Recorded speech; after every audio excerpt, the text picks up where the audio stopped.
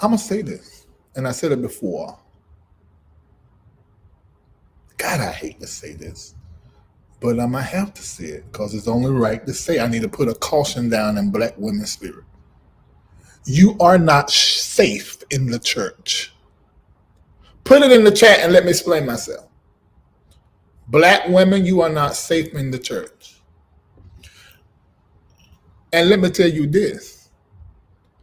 If black women would do what we saw the LGBTQAI plus community do, like they have here in Atlanta, Bishop O.C. Allen and his husband, if y'all would do that, the church would finally be the her that God calls her in the scriptures, or we believe God called her in the scriptures. At least the writers inspired by God refers to the church as her. The church is populated by women. The black church, black women.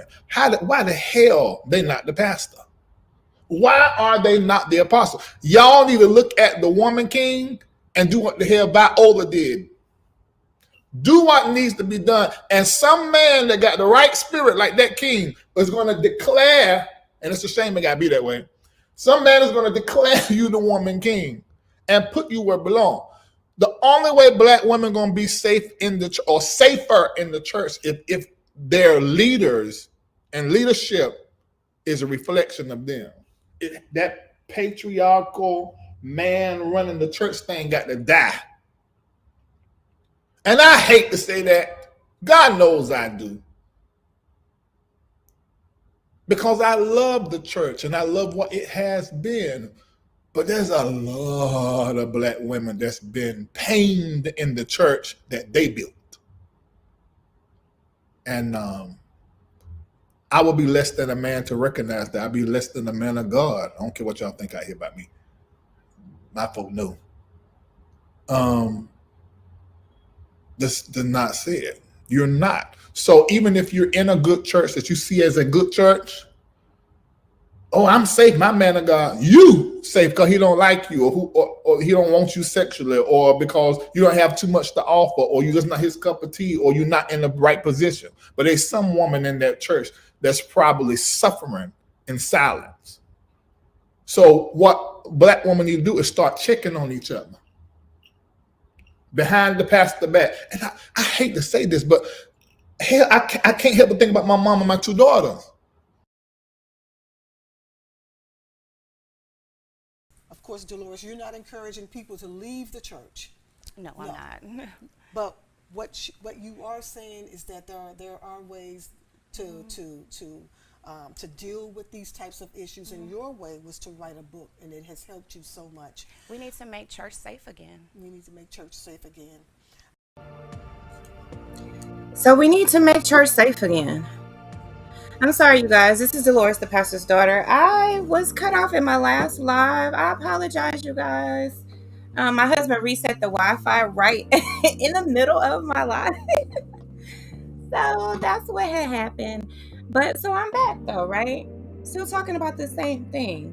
And just picking up right where I left off. But see, here's you guys know, and this is a perfect time to plug Otter, which is the transcription app that I use that helps me to write my books. And it just helps me to, actually it's helped me to transcribe everything. So I've transcribed all of the recordings that I got from my father. And I've transcribed a few things using Otter, which is an app that transcribes your words, right? So here's the deal. When we just got cut off, I just so happened to be recording myself in Otter because when I do these live streams, or when I'm just sometimes even when I'm just having conversations with people, it's sometimes I'll record the conversation in Otter. That way I can use whatever I said like in a book. So let me just give you an example, okay? Because it probably sounds bad right now the way I'm saying it. It almost sounds like I'm recording people without their consent, and sometimes I am, okay? Consent isn't always necessary, and I don't always record for the intent of capturing what the other person said. So I've noticed like throughout this process that because of the the complex childhood trauma that I experienced, that I went through. And because now I have fibromyalgia and stuff like that, I have a hard time remembering things. And so, with me recalling like my childhood experiences and stuff like that, it's helpful for me to actually capture it in the moment that I'm talking about it. Like sometimes when I'm talking about past things, memories will come back, or just thoughts or something like that will come back up that I probably won't even think about again, right? It's sometimes you can capture something in the moment because you recall it just then, or maybe you have a revelation about something or an epiphany about something, and it's helpful to capture it right then in that moment. Now, it's also good that I use Otter because in the event that my live stream gets cut off, I still know what I said, right? So I was talking for, I don't know, maybe a good 6 minute, after my live stream was cut off, right? And so, but we have the option now because of Otter to go back.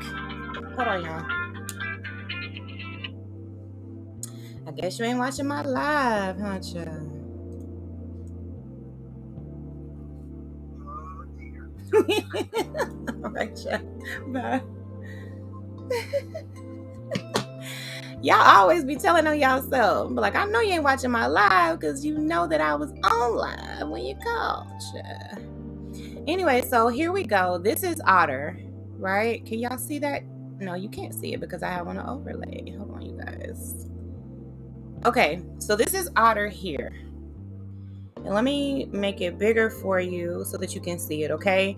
So you guys know that I was playing Larry Reed, and which I told you guys, I've been keeping up with the story between Bishop Whitehead, Larry Reed, King Jives, all the controversy that is going on with that case.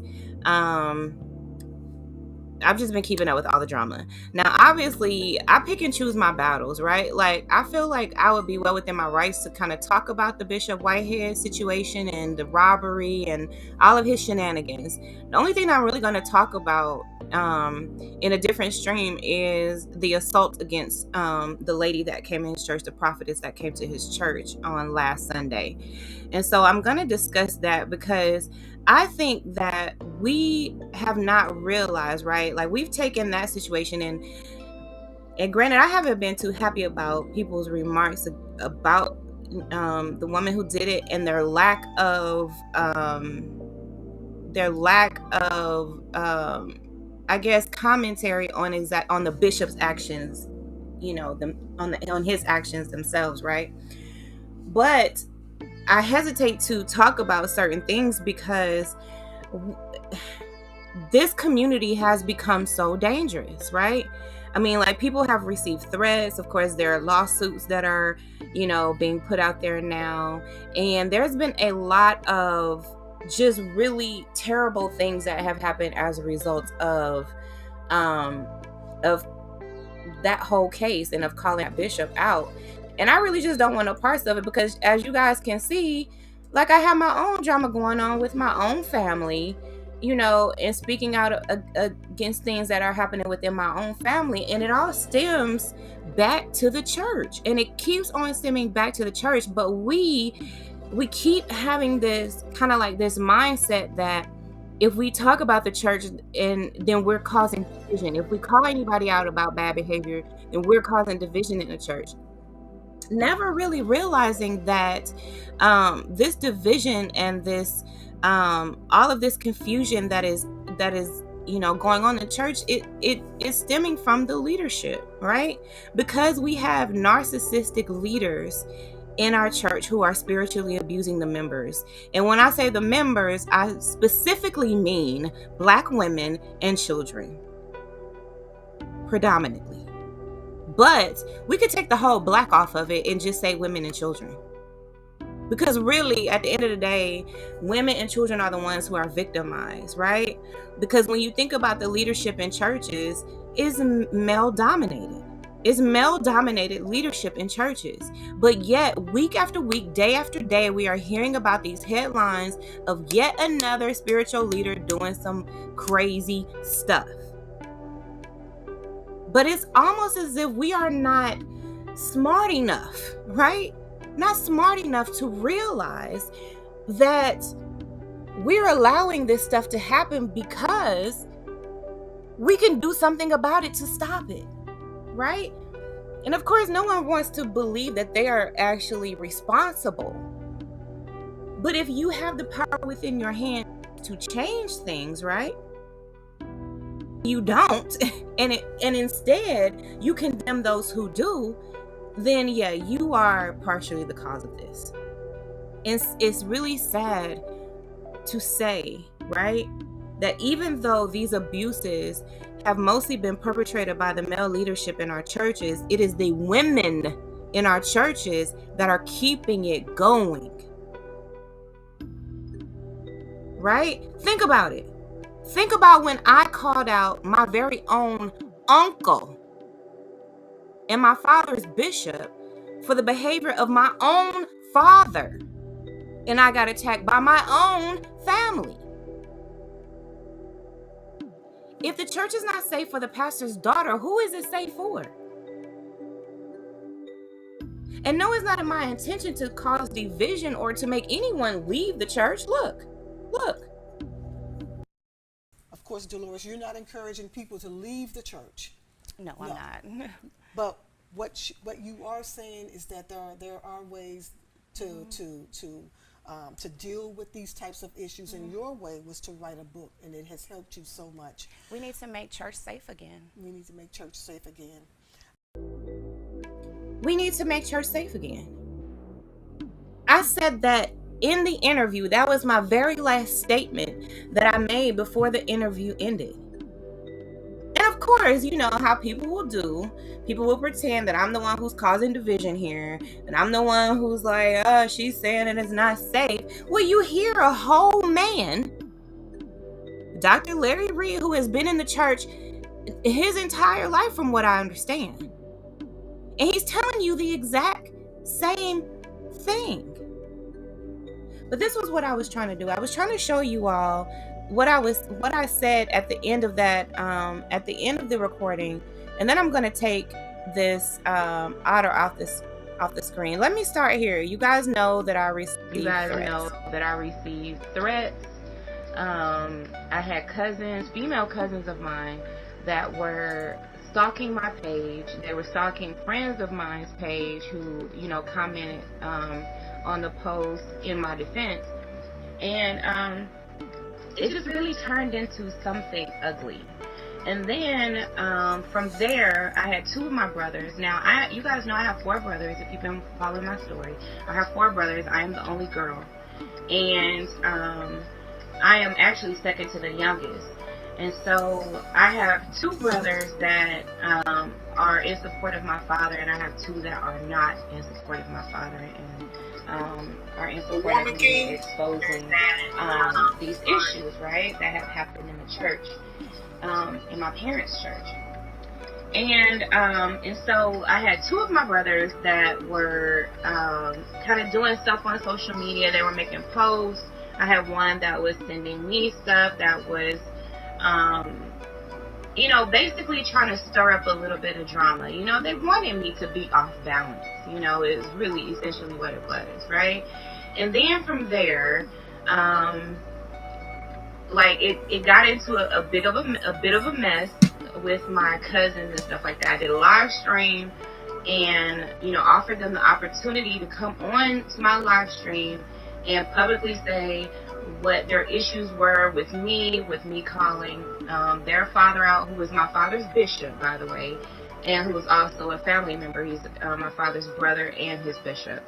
And so essentially I'm not only calling out, you know, the bishop, but I'm also calling out my uncle, you know, in like, how are you going to handle my father? You know, not only how are you going to handle your subordinate, but how are you going to handle your baby brother, you know, at the end of the day. And so, and I got attacked for that, right? And so since that time I've been saying, you know, and even before that time I've been saying, hey, the church If the church was not safe for the pastor's daughter, who is the church safe for, right? And so I pose that question to people like, listen, the pastor's daughter, that role, that position, that place is really one of the most protected positions in the church, right? But other than the pastor, right? It's really like one of the most protected positions. Really, nobody, at least in my experience, you didn't mess with the pastor's daughter. I mean, of course, you had like, you know, these maybe like these preconceived notions. Yeah, the pastor's kids are the worst ones. You know, the pastor's daughter, she's wild or whatever. Of course, no one ever said that about me because that wasn't my story, you know.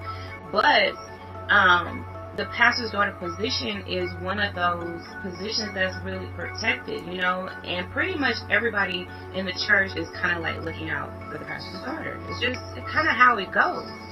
And so my point of saying that was to highlight the fact that this environment has become so unsafe, right? Like, it's become so unsafe that even one of the most protected positions, you know, is an unsafe position. And why is it unsafe? It's unsafe because of the leadership.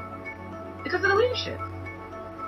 And so that's what I was trying to say, you know, like when, you know, when I came out with the book, I came out not only with, you know, expressing my own, I'm sorry, you guys, am I, okay, that's when I started to have connection issues. But can you believe, you guys, that Otter even picked up those connection issues, right? So it can do that, which, you know, I love. But it also picked up my voice. So you could see how where it messed up with the transcription, I could still hear myself. So I could still go back and make those corrections or, you know, do whatever needed to be done. Okay. So I just wanted to highlight that in Otter. But let's go back to what Dr. Reed said. Yeah, I'm gonna say this, and I said it before. God, I hate to say this, but I'm gonna have to say it because it's only right to say. I need to put a caution down in Black women's spirit. You are not safe in the church. Put it in the chat and let me explain myself. Black women, you are not safe in the church. And let me tell you this. If Black women would do what we saw the LGBTQAI plus community do, like they have here in Atlanta, Bishop O.C. Allen and his husband, if y'all would do that, the church would finally be the her that God calls her in the scriptures, or we believe God called her in the scriptures. At least the writers inspired by God refers to the church as her. The church is populated by women. The Black church, Black women. Why the hell they not the pastor? Why are they not the apostle? Y'all need to look at the woman king and do what the hell Viola did. Do what needs to be done. And some man that got the right spirit like that king is going to declare, and it's a shame it got to be that way, some man is going to declare you the woman king and put you where it belongs. The only way Black women are going to be safe in the or safer in the church if their leaders and leadership is a reflection of them. That patriarchal man running the church thing got to die. And I hate to say that. God knows I do. Because I love the church and I love what it has been. But there's a lot of Black women that's been pained in the church that they built. And I will be less than a man to recognize that. I'll be less than a man of God. I don't care what y'all think out here about me. My folk know. This does not say it. You're not. So even if you're in a good church that you see as a good church, oh, I'm safe, my man of God. You safe because he don't like you, or he don't want you sexually, or because you don't have too much to offer, or you're just not his cup of tea, or you're not in the right position. But there's some woman in that church that's probably suffering in silence. So what Black women need to do is start checking on each other. behind the pastor back. And I hate to say this, but hell, I can't help but think about my mom and my two daughters.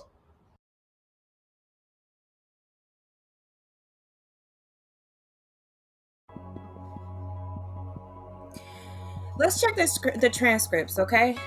Let's do this. I'm gonna load up the transcripts and let's just break down. You know, we have Otter, right? We have Otter. I know that a lot of us don't like to read, right? We don't like to read. And I'm realizing that even more and more, since I have a book out, that people don't like to read.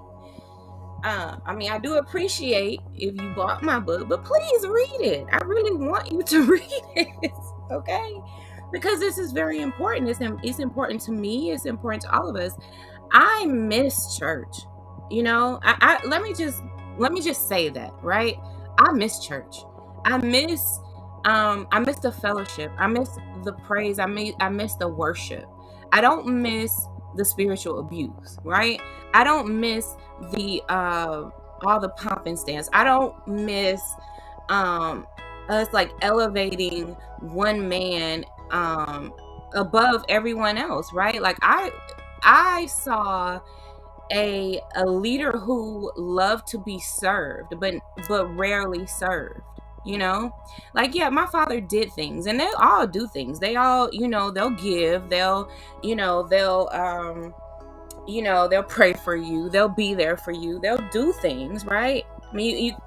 There's no way that you could say, oh, they never do anything nice, they never give, they never serve, no, it's not like that, right?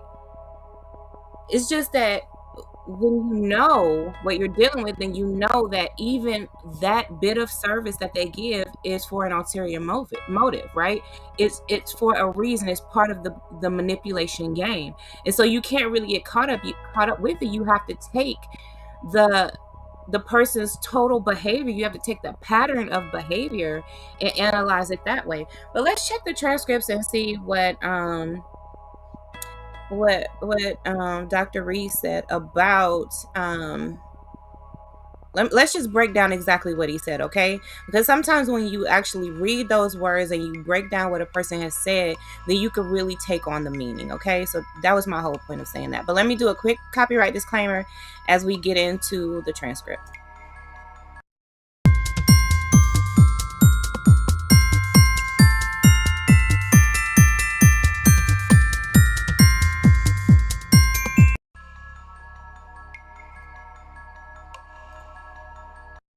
Of course, Delores, you're not encouraging people to leave the church. No, I'm not. But what you are saying is that there are ways to deal with these types of issues, and your way was to write a book, and it has helped you so much. We need to make church safe again. We need to make church safe again. Okay, let's take a look at this, right? Let's take a look at this transcript here. Okay. Now, this is what Dr. Reed said, okay? Now, look at this. Look at the first line. It says, "Black women, you are not safe in the church." Now, we know, okay? Let me go ahead and say this too, because I know y'all gonna do it. Y'all do it every single time, okay? It's predictable at this point. I know you're gonna say, not all churches, okay? Not all churches are unsafe. I know that, okay? We all know that. We all know that.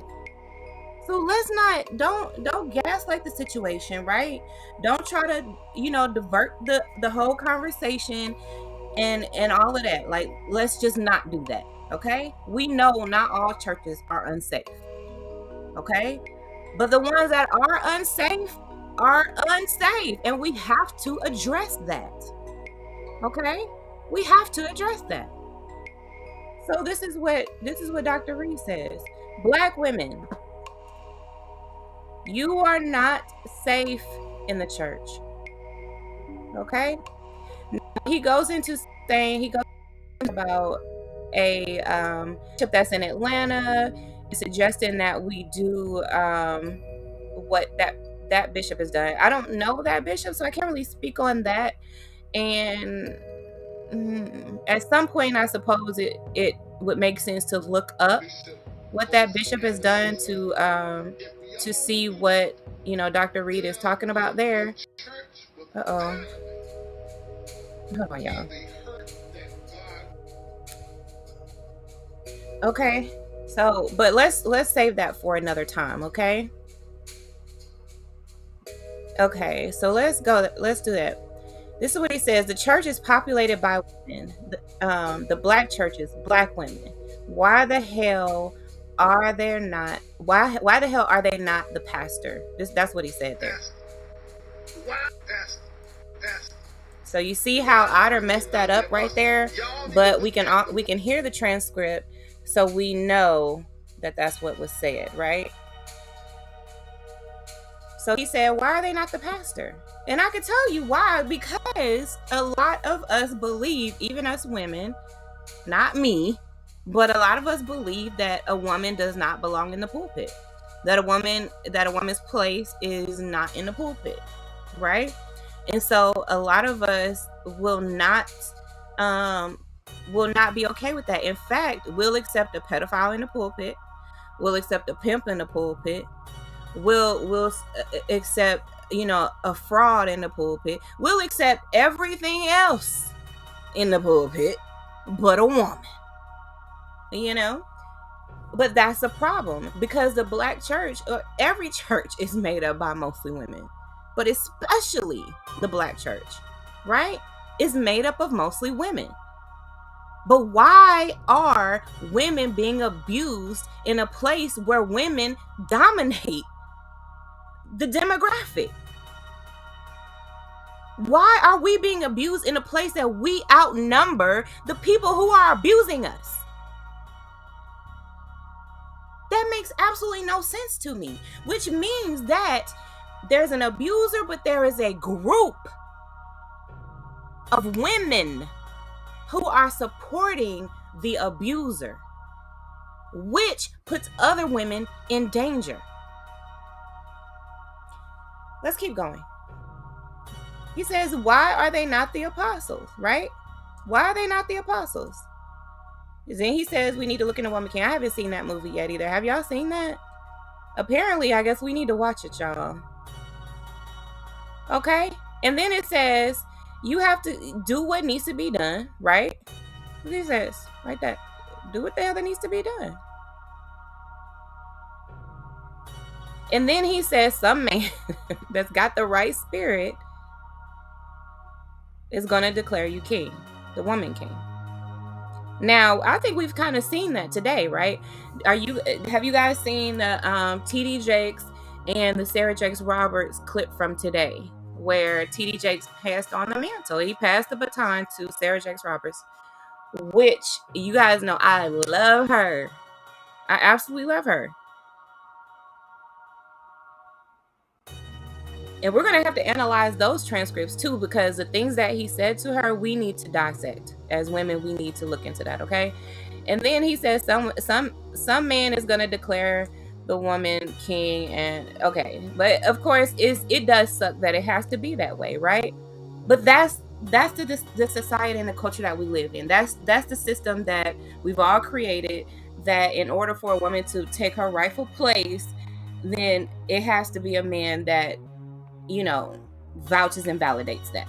Okay, whatever. I don't care. The point is that women, especially black women, need to take their rightful place.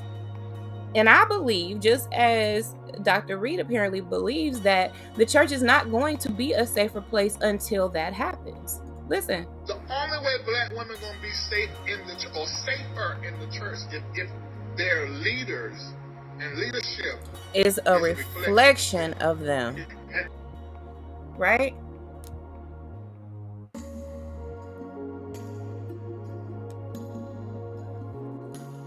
And then he says that patriarchal men running the church thing got to die. And I hate to say that. And I imagine, I'm sorry, y'all, I keep minimizing and maximizing. I'm trying to pause it. Actually, I need to just pause it using my keyboard keys, but I was pausing it trying to minimize and maximize the screen. Anyway, I'm sure that that is a very uncomfortable thing to say, right? And I don't know, but I would bet that there were some even male leadership, church leadership that really did not like that he said that. But it's the truth. And I don't think we need to look at the situation anymore as in a male and female thing, right? And to be honest with you, we really don't need to look at it in that way in terms of narcissism, right? Because we are seeing that there are a lot of women narcissists. Well, let's just say female. Let's just say there are a lot of female narcissists out there too. And the moment we say, hey, let's remove the men and put the women there, then we've lost it, right? So I don't necessarily agree that it should be a woman, but I do believe that women do need to step up and take their rightful place in all industries, especially the church. But it doesn't need to be a man or a woman thing or a male and female thing. We have to judge by that person's character and their spirit. We have to judge rightly. And we're just not doing that. We are simply saying, well, that's a man, so then that he should be in that position. We should elevate him and forgive any indiscretions he has and anything that he does because he's a man. And that's where we're getting it wrong. And then he says he hates to say that God knows that, because he said, because I love the church and I love what it has been. And I do too. And I just don't feel like the church is something that has to be done away with. I think that we need to do away with the demons in the church.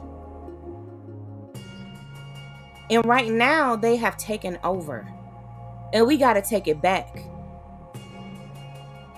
He says, but there's a lot of black women that's been pained in the church that they built. And he says, I would be less than a man to recognize that I'd be less than a man of God. And he says he doesn't care what people think about him, because people have had questions about, okay, is he a man of God? Is he gay? Is he this or is he that? Or, whatever the case may be. But the fact of the matter is, right, that we could totally get caught up in who Larry Reed is, or, what his sexuality may or may not be, or whatever. We could do all of that stuff, right? But what we do know right now is that there are pedophiles in leadership. There are sexual abusers in leadership. There are frauds in church leadership. There are murderers in church leadership. And we have got to do something about it. Okay? Now, let's see let's continue with the transcripts. He says, now he's talking about how some women or some people will think, okay, like that they have a good church. And that's when people start getting into that not all argument, right? Where we say, well, not all churches are bad, not all pastors are bad. And see, what happens is you end up putting a blanket and a cover, right? You end up covering up the ones that are, by putting them under the same blanket as the ones that are good pastors, right? And churches that are good. We need to elevate those churches and make sure that we highlight those, right? Saying, hey, you guys, this is a good church, this is a safe church. And then show us how and why. Is your pastor talking about any of these things? Is your pastor talking about any of the real life day-to-day stuff that is going on in our homes, in these streets, and in these churches? Is he? Is he? If he's not, then more than likely, he doesn't want you to be alerted of those things. He doesn't want you to be able to conquer those things and to take victory over those things and to step up in your rightful place, right? Because he wants to sweep all of that under the rug and make you think that everything is just so overly spiritual, right? That you don't even have any practical day-to-day strategies of how to deal with stuff. And how to deal with these abusers. So we have to realize, even in the case where it's like, okay, we see this may be a good church, a safe church, right? That we still need to be on guard, because people are people, right? We know that, a lot of us, we all have kind of like this propensity to sin, right? We all kind of have that little bit of drive in us, some more than others. And so we always, we'll have to keep things in check. We'll have to have a checks and balances system. We'll have to have a way of holding people accountable and responsible for their behavior, right? We have to have a way of discerning and analyzing and making good judgments, right? So we need to put these systems in place. And we need to make sure that we're having each other's back. And that's what he's saying here. Look, he said it might be safe for you, right? See? He said it might be safe for you, is the gist of what he's saying. But you have to realize that it's not safe. It's not safe for all of us. And if I'm telling you as a pastor's daughter that I was unsafe, and I am pleading with you, right? I'm pleading with you and with our community as a whole to take on this concept of accountability, because having accountability and holding people accountable for their behavior will alleviate some of this behavior. It will do away with it. People don't like to be exposed, which is why they do their dirt in the dark, which is why if you just shine a light, then most of the time that gets rid of the problem, which is why people usually have lights all around their house, right, at night, because it's a deterrent. It's a deterrent from people coming into your, or trying to invade your space or rob you or anything. People like to do their dirt under the cover of darkness. Undercover. So when we pull back that cover, right, we demand transparency, then we are less likely to have these things happening. And no, we probably will never have a truly safe, 100% safe space, right? But I mean, come on. Right now, we could say it's damn near 100% unsafe. And that's a problem. And then he says, but it's probably some woman. And here's why, right? This is why some women will never feel that victimization, because the pastor wasn't sexually attracted to you. He was sexually attracted to your daughter. He was sexually attracted to your son. So no, you didn't get, sexually abused, because you weren't the one that he wanted. You're broke. You don't even have any money to put in tithe and offering. So no, he's not targeting you. No, he's not making you feel like you're unworthy because you're not giving your whole check, because you don't have a check. You don't have a check to give. So the pastor's not wasting his time on you. And trust and believe, that's how he views it, as wasting his time on you, because you have nothing to offer. Right? That's just the reality of it. The pastor is not going to, or the apostle, the bishop, whoever, that person is not going to abuse every single person, because there's not a benefit to abusing every single person. There's a benefit to abusing certain people. That's why some of us will never experience it. We'll never feel what other people feel, because we just didn't happen to be abusable to that person. Maybe we had our parents in our lives, and so that person doesn't view us as someone who's vulnerable to abuse, so they don't target us, right? They may not target you. But so does that mean that this is a non-factor for you? Is it a non-factor for you if you are the one who's not being abused? Look, he says there's probably, let's listen to it. There's probably suffering in silence. It's probably suffering in silence. What you do is start checking on. And he says we need to start checking on each other. Y'all, that was very much a reality for me. In the church, in my father's church, we started to check on each other behind the pastor's back. Look, it says behind behind the past the bed, but listen to what he really said. Behind the pastor's back. Behind the pastor's back. Behind the pastor's back. Did y'all hear it? Behind the pastor's back. Behind the pastor's back. And even though it's sad to say this, right? It's sad that this is the case. But it's the case. So we got to get over the fact that it's a sad situation. We shouldn't have to bring this up. We shouldn't have to talk about that. We shouldn't have to, but we do. And it really is the reality. And it's a reality that we have to deal with. It's a reality that we have to deal with. We must deal with. So let's play this again. Yeah, I'm going to say this, and I said it before. God, I hate to say this, but I might have to say it because it's only right to say. I need to put a caution down in black women's spirit. You are not safe in the church. Put it in the chat and let me explain myself. Black women, you are not safe in the church. And let me tell you this.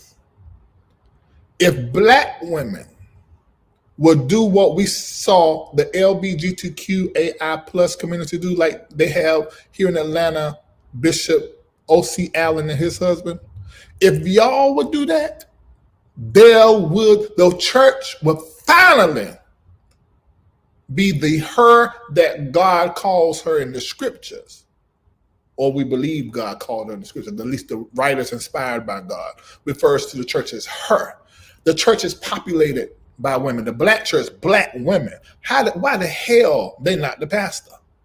Why are they not the apostle? Y'all need to look at the woman king and do what the hell Viola did. Do what needs to be done. And some man that got the right spirit like that king is going to declare, and it's a shame it got to be that way, some man is going to declare you the woman king and put you where it belongs. The only way black women going to be safe in the or safer in the church if their leaders and leadership is a reflection of them. That patriarchal man running the church thing got to die. And I hate to say that. God knows I do. Because I love the church and I love what it has been. But there's a lot of black women that's been pained in the church that they built. And I will be less than a man to recognize that. I'll be less than a man of God. I don't care what y'all think out here about me. My folk know. This did not say it. You're not. So even if you're in a good church that you see as a good church, oh, I'm safe, my man of God. You safe because he don't like you, or he don't want you sexually, or because you don't have too much to offer, or you're just not his cup of tea, or you're not in the right position. But there's some woman in that church that's probably suffering in silence. So what black women need to do is start checking on each other. Behind the pastor back. And I hate to say this, but hell, I can't help but think about my mom and my two daughters. Of course, Delores, you're not encouraging people to leave the church. No, I'm not. But what you are saying is that there are ways to deal with these types of issues, and your way was to write a book, and it has helped you so much. We need to make church safe again. We need to make church safe again. We need to make church safe again, y'all. We need to make church safe again. But in its current state, it's not safe for all of us, sis. It's not. And it needs to be safe for all of us. And if it's not safe for all of us, then all of us need to work together to create a safe space. Like, that's it. That's really it. And though it sounds easy and it's probably going to be a road ahead, you know, that we have to really like work together. We have to fight through this, right? But why should we be unsafe? Why? Why should we accept that? Why? Well, we don't have to. And if we think about how unsafe it has become, even over the last decade, the last two, you know, then you'd have to think about your children and your grandchildren. What will the state of the church be then? Who's really even going to fill these pews anymore? When it's become so corrupt and so perverse. And so we owe it to ourselves, we owe it to our children, we owe it to each other. We owe it to the body of Christ as a whole, right? To step in when we have been alerted that there is an unsafe church, there is an unsafe space, and we need to raise awareness, uncover it, turn a light on, shine a light on it, right? And then put our systems in place to where we can hold these people accountable, that their victims, their survivors can heal, can move forward.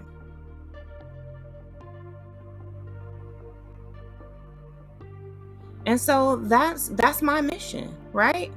Not to tear the church down, not to tell people, hey, don't go to church. No. But just saying, hey y'all, the church is unsafe right now, so let's work on that. Let's get it to a place of safety, where we know that in our most vulnerable moments, where we're so raw and emotional, this world is just giving us the hell that it is, that we have some place where we can fellowship together, where we can worship and we can praise together, where we can empower each other and enrich each other. And now we can just love on each other. And that's really it. That's all we're even required to do. I don't want anything more than that. And I don't want anything less than that. I want just that. And so we need to make church safe again. So as we're going out to this video of my my interview, this little clip from my interview, and go ahead and like and share the stream, please. And if you are a fan or a close or part of Larry Reed Live community, if you're at an LRL, you feel like, you know how he says we got to have the conversation, okay? So let's have the conversation. And so I think this coming week I'm going to send him my book, and just let him know that, like, I'm listening and I'm spreading this message that we need to make church safe again. That is my mission. And the way I'm going to do that is to expose, educate, and heal. Expose, educate, and heal. Nothing more, nothing less. Okay? So here's that video again. One more time, y'all. Of course, Delores, you're not encouraging people to leave the church. No, I'm not.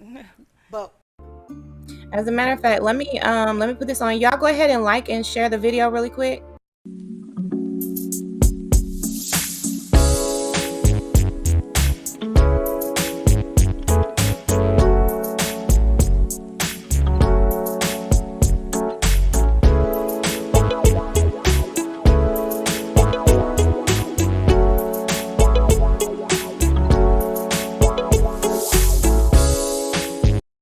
Yeah, I'm going to say this, and I said it before. God, I hate to say this, but I'm going to have to say it because it's only right to say. I need to put a caution down in black women's spirit. You are not safe in the church. Put it in the chat and let me explain myself. Black women, you are not safe in the church. And let me tell you this. If black women would do what we saw the LGBTQAI plus community do, like they have here in Atlanta, Bishop O.C. Allen and his husband, if y'all would do that, the church would finally be the her that God calls her in the scriptures, or we believe God called her in the scriptures. At least the writers inspired by God refers to the church as her. The church is populated by women. The black church, black women. Why the hell they not the pastor? Why are they not the apostle? Y'all need to look at the woman king and do what the hell Viola did. Do what needs to be done. And some man that got the right spirit like that king is going to declare, and it's a shame it got to be that way, some man is going to declare you the woman king and put you where it belongs. The only way black women going to be safe in the or safer in the church if their leaders and leadership is a reflection of them. That patriarchal man running the church thing got to die. And I hate to say that. God knows I do.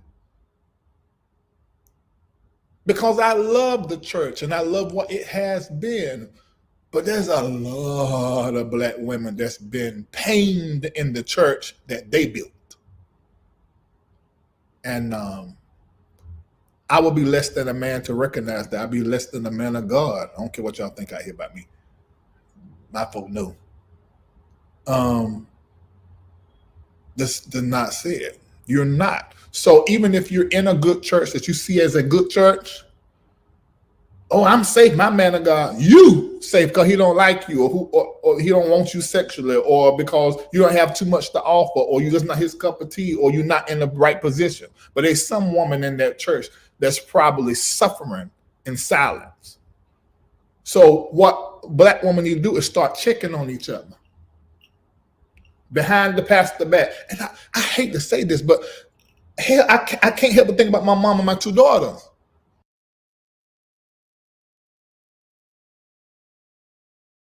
Of course, Delores, you're not encouraging people to leave the church.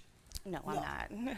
But what you are saying is that there are ways to deal with these types of issues, and your way was to write a book, and it has helped you so much. We need to make church safe again. We need to make church safe again.